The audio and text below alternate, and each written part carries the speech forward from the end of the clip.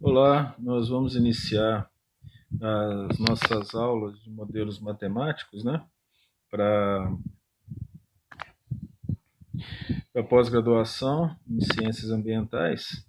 A aula de matemática, ela requer uma atenção especial em relação à escrita. Não pode ser uma aula apenas utilizando slides, né? Eu vou aqui repetir a aula sobre noções do histórico da matemática, talvez alguém não tenha ido. E aí nós vamos continuar com noções básicas da matemática. Vamos entrar em contato para verificar sobre as possibilidades de fazermos modelos matemáticos para os alunos da pós-graduação, né? Então, o primeiro item que nós vamos trabalhar aí vai ser os tópicos da história da matemática, né? E esses tópicos são importantes porque a matemática, ela carrega consigo um estigma de ser muito difícil.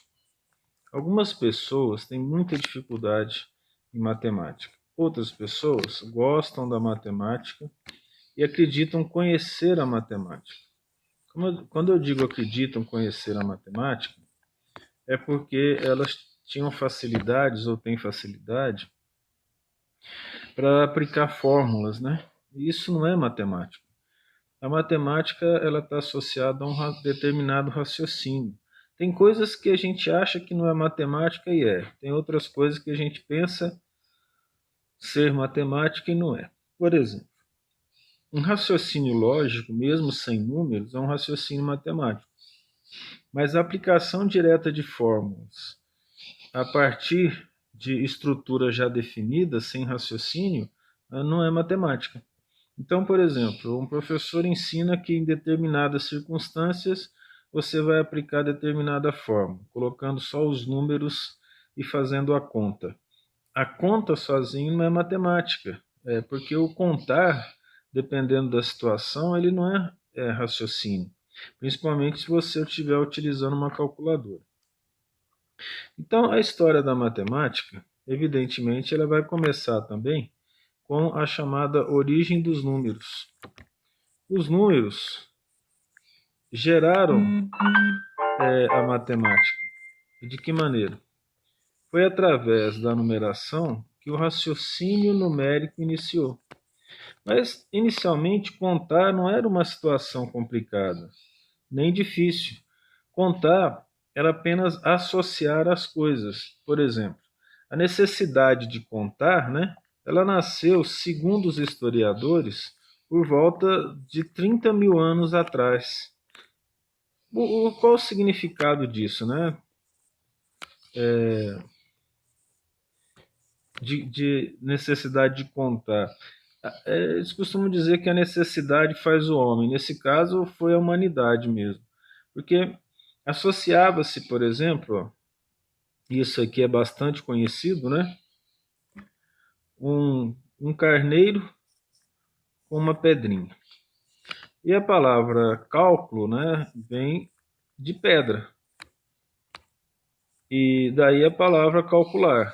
E também a palavra cálculo renal, cálculo biliar. Porque cálculo significa pedra, do latim cálculos, né? E veja bem, associar um carneiro com uma pedra é uma associação bionívoca, que é uma associação que a gente utiliza em relações e funções. Olha, é lógico que você pode então associar dois carneiros a duas pedras. Nesse caso, também é uma associação bionívoca, só que eu não preciso saber contar.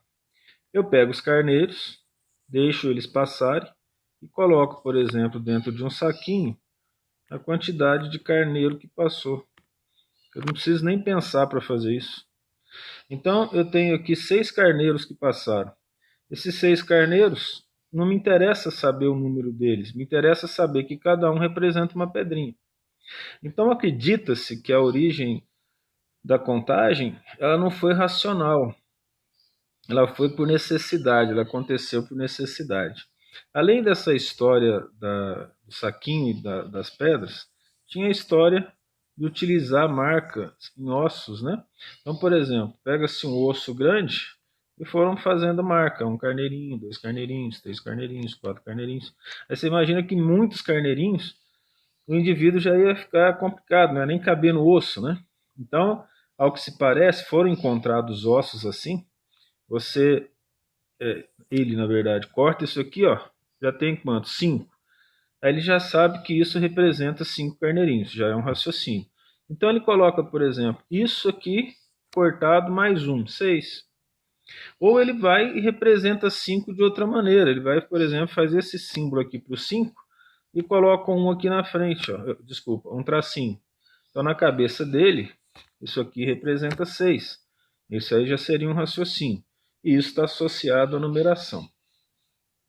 Olha, esse tipo de análise permaneceu durante muitos anos. Isso aqui não é um conto de carochinha. Isso aqui foram dados baseados em estudos da origem dos números e da origem da linguagem, né, na história humana.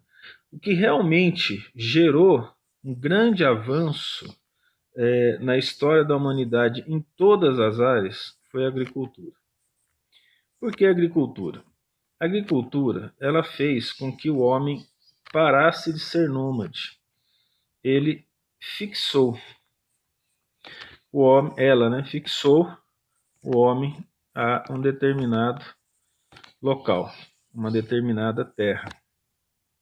Isso de fixar o homem é bastante importante, porque antes a tribo era uma tribo de caçadores. Então, os homens caçavam, as mulheres cuidavam da caverna, da aldeia, da taba. Existia a tribo dos catadores, né? Aqueles que catavam frutas, catavam raízes, restos. E não existia aqueles que eram agricultores. No momento que a agricultura facilitou a fixação do homem, então nem todo mundo podia ser agricultor. Principalmente com a monocultura do trigo, né? Em alguns locais, em outros locais, como na América Central e do Sul, do milho, da mandioca, o que aconteceu? Começou a necessidade da especialização. Que especialização? Ora, eu sou agricultor, mas eu preciso do arado para poder tratar a terra. Mas eu não sei fazer arado. Tem uma pessoa que sabe fazer arado melhor que eu. Então existe aquela pessoa, por exemplo, que se tornou um produtor de arado e de outras coisas. Ele era um marceneiro, por exemplo. Existia aquele, por exemplo, que estava trabalhando com os metais, né? Ele era um serralheiro da época, né? Ou um ferreiro, já que o termo não existia lá. Ou ele podia ser um sapateiro para fazer os sapatos das pessoas que trabalhavam e dos nobres e assim por diante. Ora, essa especialização, ela começou a gerar o comércio. Qual que é o comércio? O agricultor precisava do arado, ele ia lá trocar o arado pelo aquilo que ele produzia. E assim por diante. Começaram a haver as trocas, né? Só que as trocas eram muito difíceis. Você imagina se para comprar alguma coisa você precisa assim, eu preciso de 10 sacos de trigo. Carregar isso era complicado, é difícil, aí você tem que retrocar e assim por diante.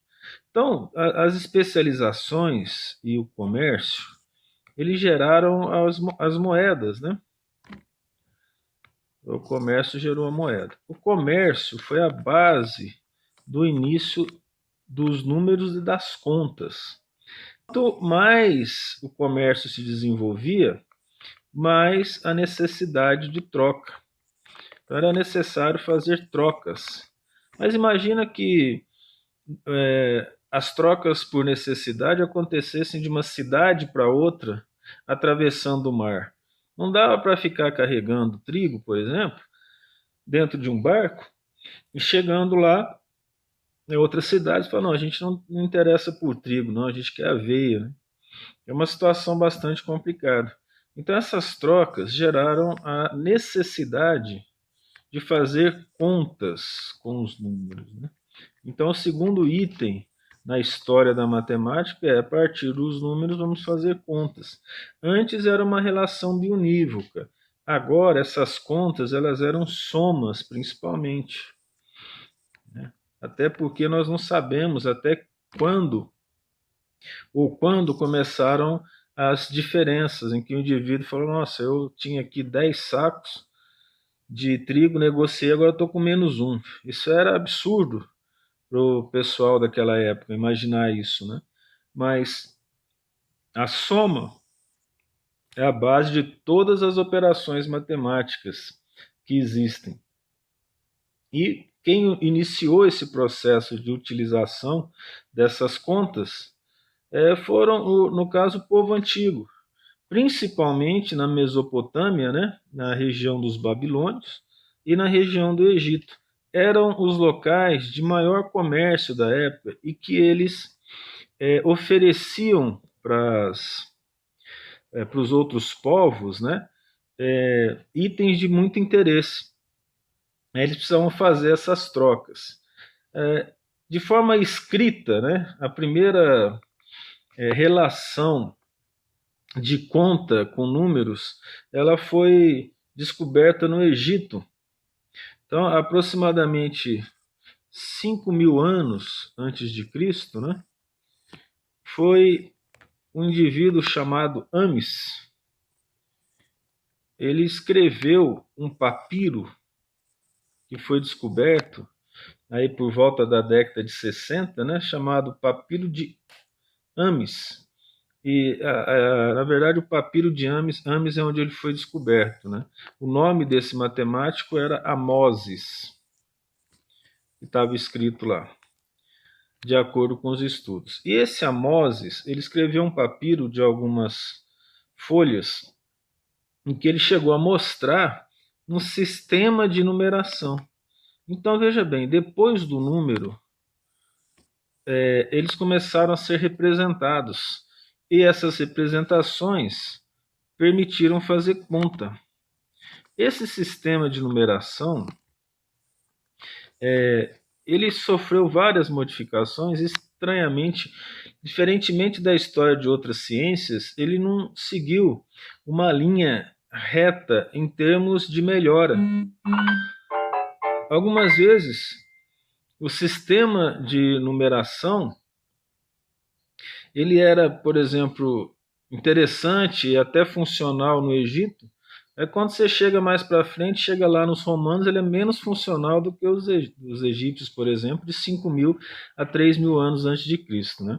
No sistema egípcio, o sistema dele era posicional. O que significa? A posição do número, do representante de um número, tinha o seu valor. Então, um tracinho significava 2. Um tracinho significava 1, 2 tracinhos significava 2. Um risco desse significava 5. O 6 ele era interessante, ele era dessa forma. E aí os vários significados dos números, por exemplo, o 100 parecia um 9, né? E o 1.000 ele era uma flor de lótus. Pelo menos acham que é uma flor de lótus, né? E que representava o número 1.000, que para eles era um número muito grande, né? Então essa aqui, por exemplo, são as designações de alguns números egípcios, né, em relação aos nossos números arábicos que a gente tem aqui. E, então ele era posicional, porque se eu fosse escrever, por exemplo, 1.100, então o número hoje 1.100, ele no Egito ele seria escrito assim, ó,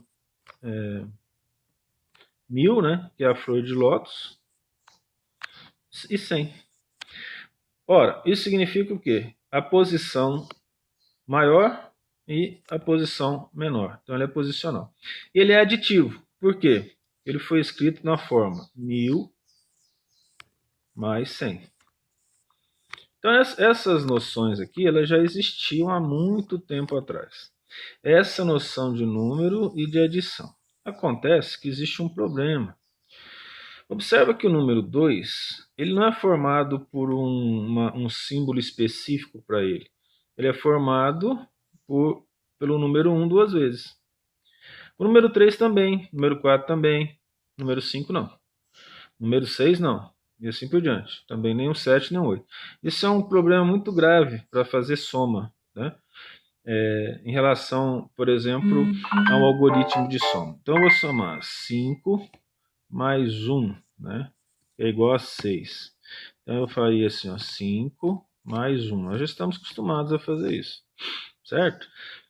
Se fosse um número muito grande, por exemplo, os egípcios iam usar 5 mais 1, dessa forma. E como é que ele escreveu o número 6?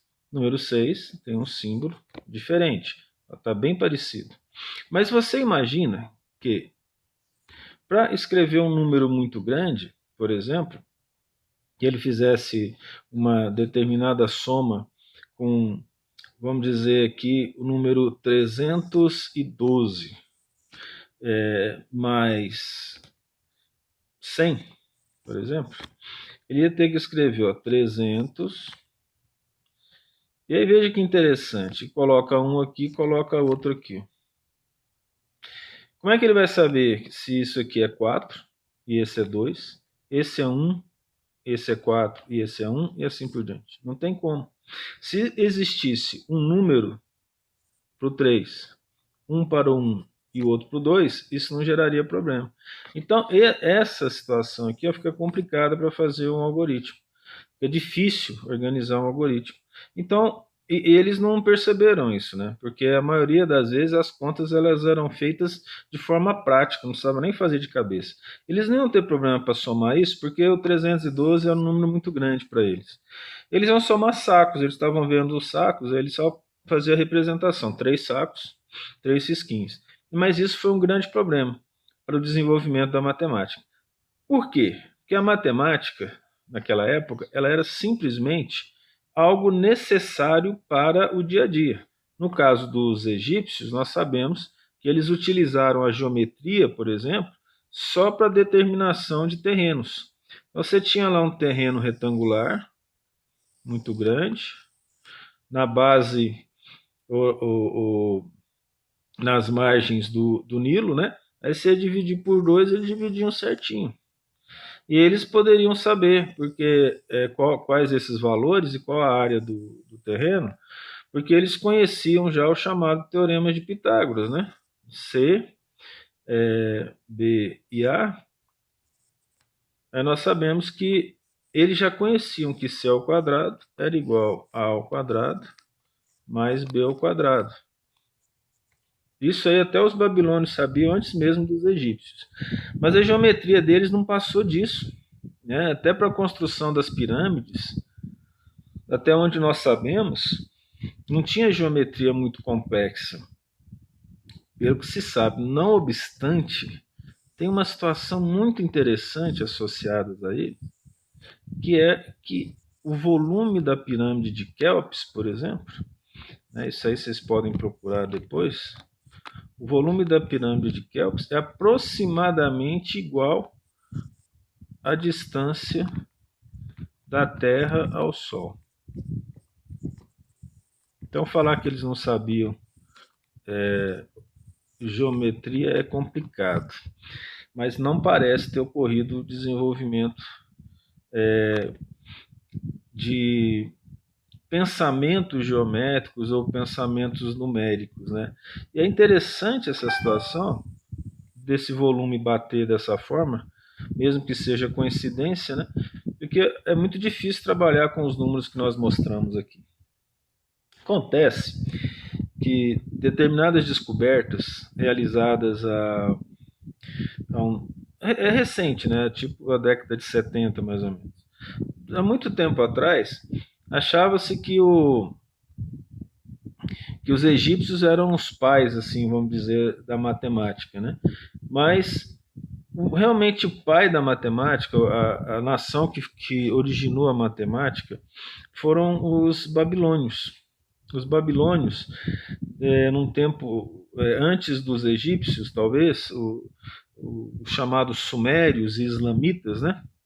Ou num tempo até similar a deles, a gente não sabe, porque aqui foi dito de 5.000 a 3.000 antes de Cristo.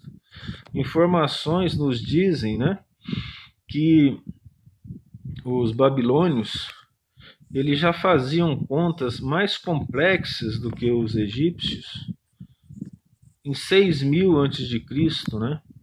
De 6.000 aí, ó, a 4.000 antes de Cristo.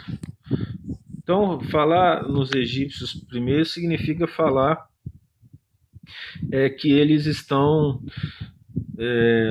historicamente, né, no conhecimento não tão moderno de história, estariam na frente dos outros. Mas esses babilônios aqui, ó, a cidade da Babilônia era uma cidade de comércio, né, e comércio marítimo. Então a necessidade de contar era muito grande. Enquanto que os egípcios aqui eles tinham um sistema de numeração decimal, ou seja, eles começavam a recontar, né, no sistema posicional, depois de 10 números, eles começavam a contagem, utilizando o 10 mais 1, por exemplo. No caso dos babilônios, ela foi sexagesimal, ou seja, eles contavam até 60. O 61 seria o nosso 11 aqui. Não é representação do número, não. 61 é 61.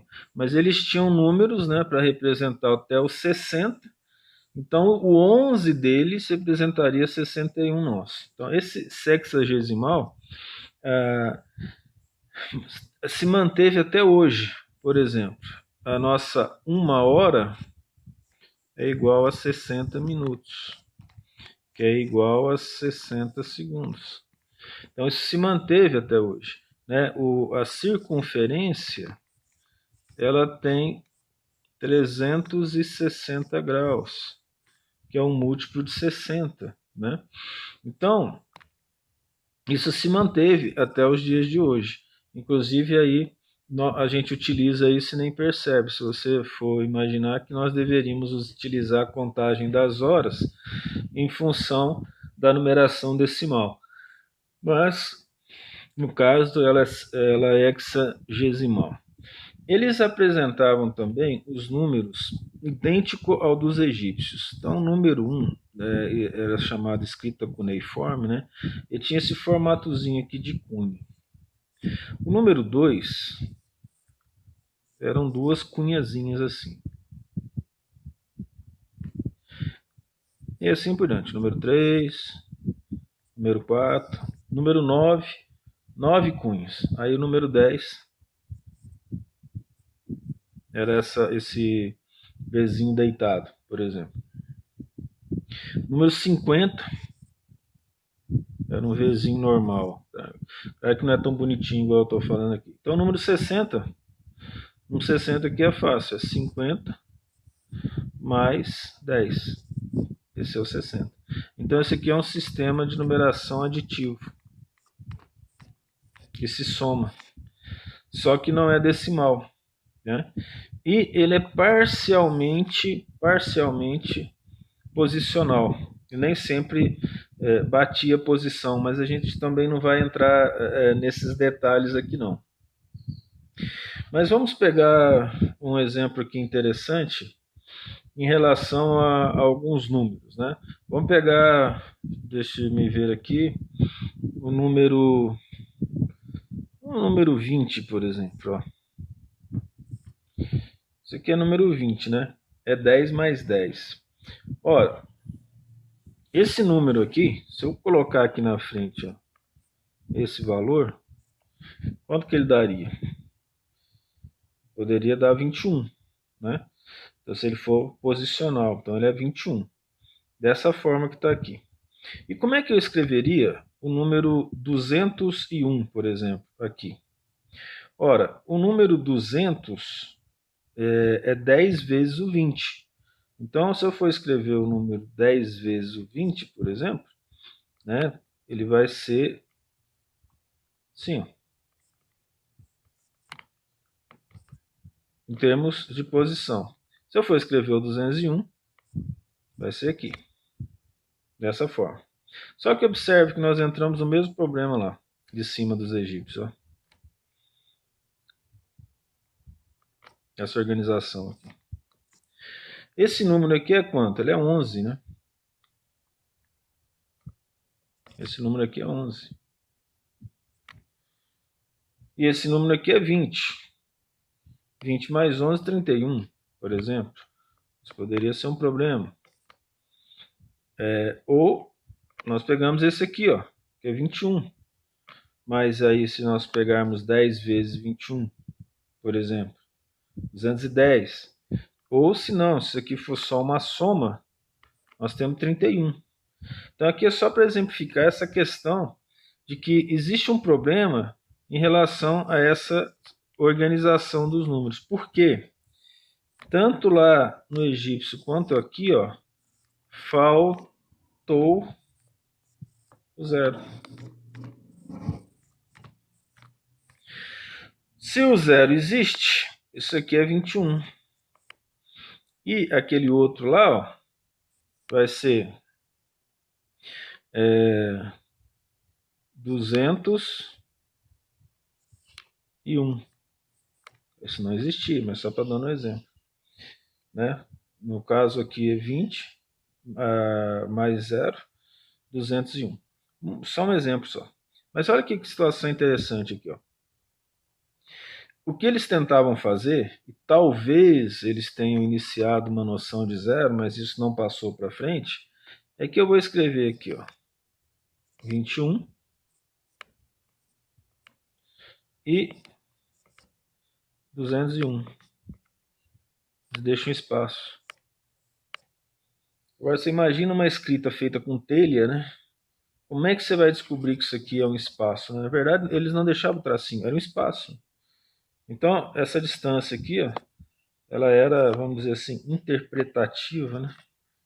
E aí, em que se baseava essa conta? Interpretação. Então, de acordo com a interpretação, eles verificavam se era 21 ou se era 201, por exemplo. Então, veja que interessante. Por que a gente está falando disso? A matemática, ela sofreu bastante antes de se consolidar como a ciência da lógica, a ciência da organização. O ser humano sofreu dessa forma para poder transformar a matemática no que é hoje. Algumas pessoas foram responsáveis por essa organização da matemática, pessoas que trabalharam bastante, que pensaram bastante para transformar a matemática numa grande ferramenta a ser utilizada pelas outras ciências e por si mesmo.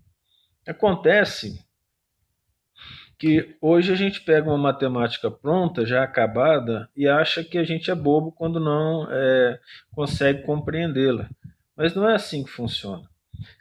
A matemática, assim como qualquer outra ciência, ela pode ser bem trabalhada, ela pode ser bem organizada, ela pode ser estudada com calma. Ela só precisa de um determinado tempo para poder ser bem aprendida. Então você tem, por exemplo, matemáticos que sabem fazer contas rapidamente, são raros, e você tem matemáticos que nem sabem fazer conta direito, né? Uma grande matemática espanhola da modernidade falou assim: eu sou matemática, mas eu não sei calcular uma raiz quadrada sem calculadora. E eu tenho dificuldades em fazer divisões muito grandes. Mas a matemática não é conta, a matemática é pensamento. E a maioria das pessoas pensa, né? É só que a matemática requer um pensamento organizado. Então, o objetivo da nossa disciplina de utilizar modelos matemáticos, muitas vezes não é nem isso. É num artigo científico, se você utilizar uma organização lógica de um problema, você vai conseguir colocar aí um modelo lógico, não necessariamente um modelo com números. Por exemplo, se a gente for fazer uma busca de artigos científicos, né? Então, hoje a gente tem que buscar os artigos científicos, está bem mais fácil. Na minha época era uma coisa complicada. complicado, difícil de fazer. Você tinha que ir pegar um cadernão lá no final do ano, fazer uma anotação do que você queria num livro, né, que tinha só o nome dos artigos. Aí você fazia o pedido, a bibliotecária ia entrar em contato com as universidades do mundo onde tinham os artigos, através de telégrafo, aí eles mandavam esses artigos para a gente. Demorava muito tempo, 3 meses, era muito rápido quando isso acontecia, né? Eu vejo que coisa interessante. Então você imagina que você vai procurar um grupo de artigos no Scopus. Aí você entra lá na internet, Scopus, coloca a palavra-chave, e outras você vai procurar, se for da área da saúde aí, ó, vamos dizer que você procure no PubMed. Um exemplo. Aí da determinada palavra-chave você encontrou 200 no Scopus e 340 no PubMed. Ora, vocês concordam que o que vai ocorrer aqui vai ser uma interseção de artigos algumas vezes. Por quê? Pode ser que tenha artigo que tenha no Scopus e não tenha no PubMed, mas a maioria dos artigos que tem no indexador Scopus, por exemplo, tem no PubMed, principalmente se for da mesma área. A partir daqui, você pode chegar a uma conclusão que aproximadamente 200 artigos fazem a interseção entre esses dois aqui, ó, com raríssimas exceções. Se eles fazem essa interseção, você pode pegar para estudar esse, por exemplo, 200, que interessa, e ir atrás dos 140 desse, que está restando. Agora, você imagina se você vai fazer os dois, você vai realmente ter um gasto muito grande de tempo, sem necessidade. Por quê? Porque você vai ter que olhar um a um se eles são similares ou não. Mas se você pensar de uma forma aproximada, você já vai ter aí 200 artigos formando a interseção. Agora, se quiser olhar um a um, tiver tempo suficiente, vai de cada pessoa. Mas algumas organizações lógicas facilitam o processo de organização do tempo na ciência. Os sistemas de numeração foram de vários tipos. Vários sistemas de numeração foram feitos ao longo do mundo. O interessante desses sistemas de numeração foi que a maioria ela teve como referência as estruturas do corpo. Então, contar até 10 significa os dedos da mão. Mas teve sistema de numeração que era duodecimal, também dos sumérios, que foram os que viveram antes dos babilônios. Mas por que isso? Porque eles contavam assim, ó, 1, 2, 3, 4, 5, 6, 7, 8, 9, 10, 11, 12. Eles contavam os artelhos da mão. Aí ela foi duodecimal. Os maias, por exemplo, eles tinham um sistema vigesimal. Por quê? Eles não acharam que só os dedos da mão valiam. Eles achavam que os dedos dos pés também deveriam ser contados. E assim por diante. Tem tribos até hoje que elas contam sem a utilização de número escrito. Elas começam a contar de uma orelha para outra orelha, o nariz, os olhos, a boca, o queixo, o lado esquerdo, o lado direito do braço e assim por diante, né? Do antebraço, da mão. Os maias, eles tinham um símbolo para casa que representava o zero. Então, a primeira vez que um símbolo foi utilizado para o zero foi pelos maias da América Central, né? E América Latina. E é interessante que a contagem dele, por exemplo, era até 20. Então, o número 1 era uma bolinha e assim por diante até o número 4. O número 5 era um tracinho. Aí depois o 6 era o tracinho com uma bolinha em cima. Observe que o mesmo problema dos egípcios e dos babilônios permaneceram. Não havia um número específico para cada algarismo de até 20. Você tinha que fazer através de outros. Não acontece no nosso caso, né? O 20 ele era representado por uma bolinha e uma conchinha. É bem interessante isso, né? Eles acham que é uma conchinha. E o 0, ele era essa conchinha. Esse era o 0 deles. O 0 deles permitia fazer escritas interessantes. Então, por exemplo, o número 66 passava a ser diferente do número 606. Já não tinha um problema que tinha nos outros. Acontece que eles tinham uma maneira meio doida aí. Quando chegava nas potências de 20, eles assumiam outros números um pouco diferentes, porque a matemática deles não foi tanto para o comércio, foi uma matemática mais voltada para situações astronômicas, né? Tanto é que falaram que o fim do mundo ia acontecer de acordo com o calendário maia e assim por diante. Então, de uma maneira geral, os sistemas de numeração evoluíram e ficou, eu vou pular vários aqui, inclusive o chinês, que também tinha um local para o 0, e vamos chegar numa numeração que é a numeração romana, que passou durante a Idade Média para nós, e até hoje nós utilizamos os números romanos, né? Todo mundo sabe, o número romano 1 é um tracinho, 2, dois tracinhos, assim por diante, 5, um vezinho. Veja que ela é adicional, né? O 6 é o 5 mais 1, né?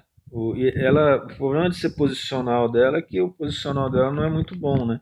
Porque, por exemplo, ela não mantém só do lado direito. Então, para representar o 9, você tinha o 1 diminuído do lado esquerdo. Então, não é a mesma posição, olha aqui. Né? A não ser que do lado direito você soma, do lado esquerdo você diminui, já que o 10 é o x. Para fazer conta com isso é muito complicado, né? É muito difícil fazer uma conta. Como é que você vai fazer um algoritmo, por exemplo? Você vai somar 1102 mais 520. Como é que faz isso, né? Que número que vai dar? Se eu fosse utilizar isso aqui, ia ficar complicado, né? Eu ia colocar o que aqui, ó? 12. Ia colocar aqui C110 e aqui MD, por exemplo. Esse número aqui é um número completamente diferente dessa soma, né? Então não dava para poder fazer um algoritmo de soma, por exemplo, ou de subtração no caso, só coisa simples. Então o que se utilizava para fazer esse tipo de conta? O chamado ábaco. Então, durante a Idade Média, para fazer conta usava-se o ábaco. Aí seria bom dar uma pesquisada aí na internet para vocês verem o ábaco e ver como que ele funciona.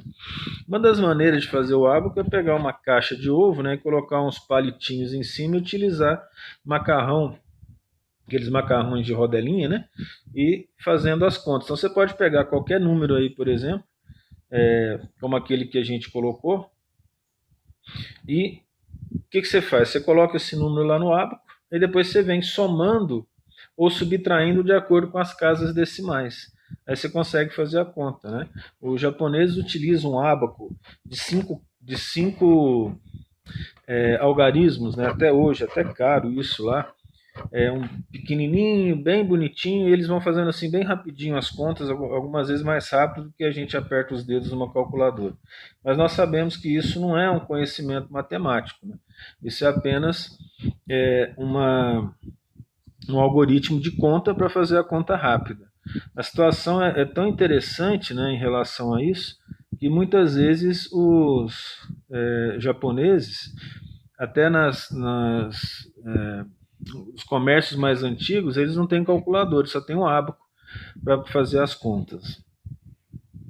Nós vamos finalizar aqui essa primeira aula de modelos matemáticos com tópicos iniciais. Depois nós vamos continuar ainda com tópicos iniciais. Vamos falar da numeração hindu, do zero, um pouquinho de mística dos números da matemática, né, que a gente sabe que existe. E, finalmente, a gente vai começar conjuntos e funções, sempre tentando pegar o raciocínio do processo. Entendendo como que a matemática se originou, a gente começa a ver que não é uma coisa muito complicada de ser utilizada, né? Até a próxima aula.